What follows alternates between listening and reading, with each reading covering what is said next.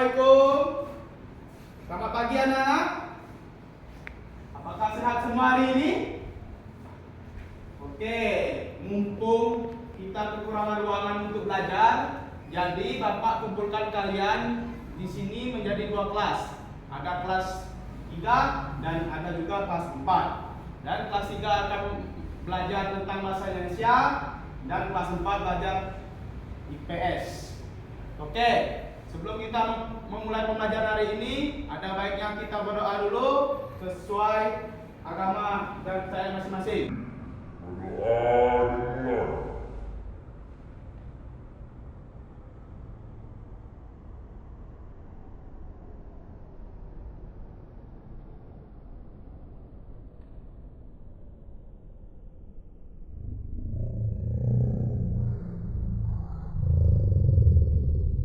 Oke, apakah hadir semua hari ini? Oke, kelas 3 hadir ya. Apakah hadir semua kelas 4? Oke, hadir semua, bagus. Jadi, sebelum kita memulai pembelajaran, Bapak ingin menjelaskan dulu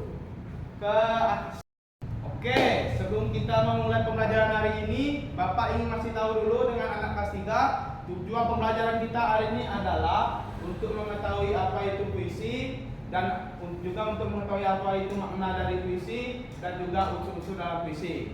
Dan untuk anak kelas 4, tujuan pembelajaran kita hari ini adalah untuk mengetahui apa saja sejarah peninggalan budaya Nusantara dan juga makna dan pentingnya untuk mengetahui sejarah dan budaya peninggalan Nusantara.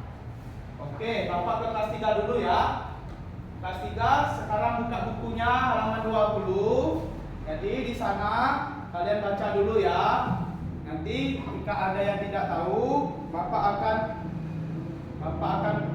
kalian akan menanyakan dengan Bapak ya, supaya Bapak bisa menjawabnya. Oke. Sekarang Bapak beralih ke kelas 4. Oke, sini apakah ada sudah yang tahu apa saja peninggalan sejarah budaya peninggalan budaya Nusantara? Oke, masih banyak belum tahu ya. Peninggalan budaya Nusantara itu ada seperti benteng, ada museum, ada arca, ada prasasti, dan banyak lain-lainnya. Terus pertanyaannya, kenapa kita harus mengetahui budaya peninggalan sejarah tersebut?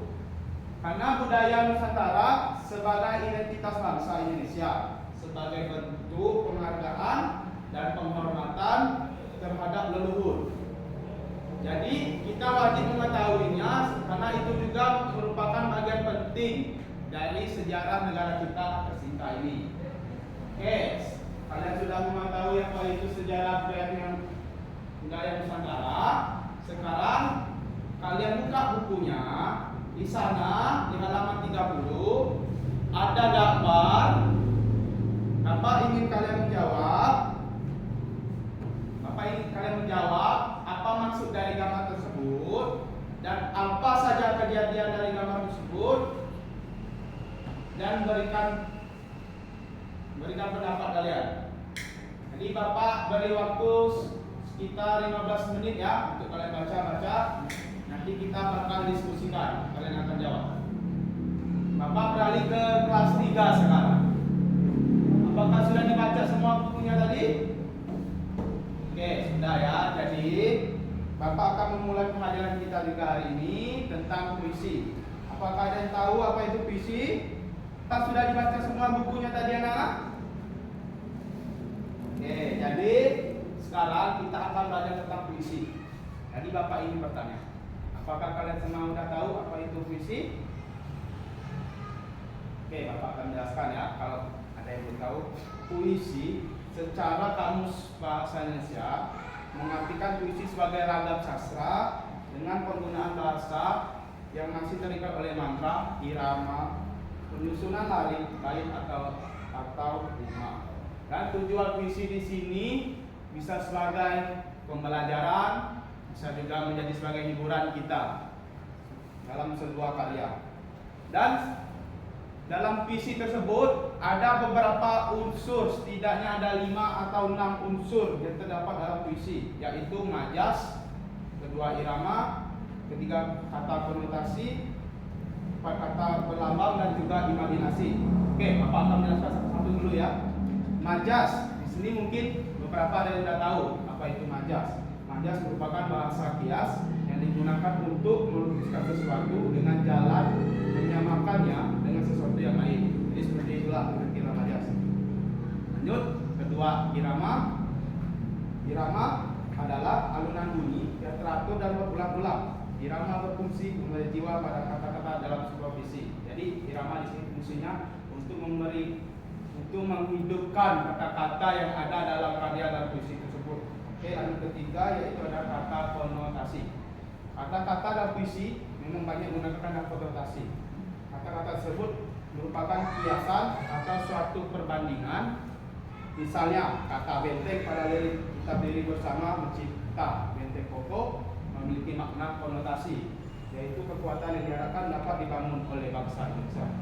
Oke, lanjut ada imaji. Imaji dalam penulisan puisi terkadang pembuatnya menyelipkan beberapa kata yang bertujuan menimbulkan imajinasi atau khayalan seolah-olah pembaca atau pendengarnya merasakan, mendengar atau melihat apa yang diungkap oleh penulis puisi. Misal seperti kata bersinar, diterpa kehangatan dan sebagainya. Oke, Bapak tadi sudah menjelaskan apa itu puisi dan juga tujuan dari puisi tersebut diciptakan, dan juga ada beberapa unsur dari puisi juga. Jadi supaya anak-anak lebih paham, Bapak akan memberikan sedikit contoh puisi pendek yang bisa kalian dengar. Oke, Bapak jelaskan ya. Yaitu 1. Aku ingin mencintaimu dengan sederhana, dengan kata yang tak sempat diucapkan kayu kepada api yang menjadikannya abu. Aku ingin cintaimu dengan sederhana, dengan isyarat yang tak sempat disampaikan awan kepada hujan yang menjadikannya tiada. Oke, mungkin seperti itulah kira-kira sedikit contoh dari puisi supaya anak-anak lebih paham ya. Jadi sekarang Bapak ingin kalian di sana di halaman 20 tadi ada soal, kalian kerjakan soal di sana. Mungkin kalau ada yang tidak ngerti nanti kita akan bahas ya. Anak-anak, Bapak akan beralih ke kelas 4 dulu. Oke, untuk kelas 4 apakah sudah semua tadi?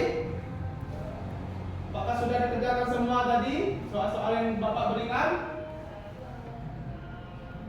Coba kamu silakan jawab.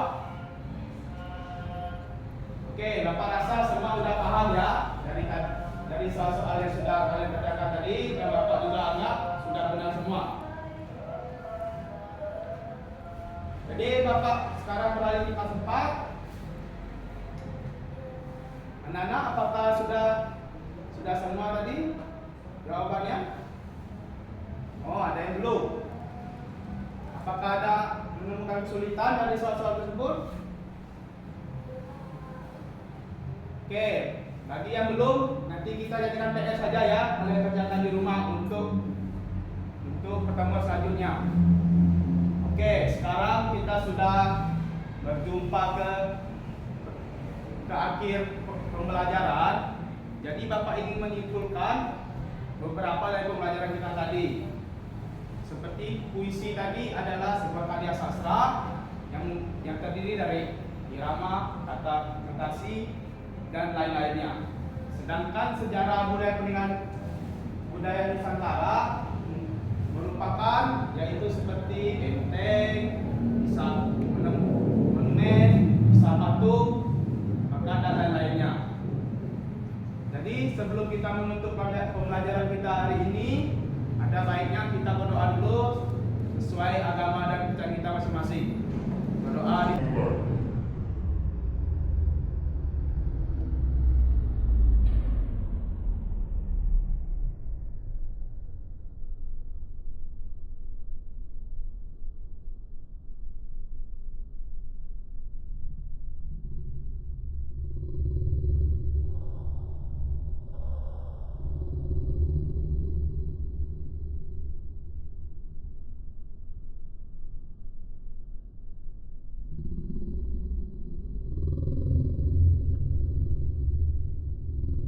akan akhiri. Wassalamualaikum warahmatullahi wabarakatuh.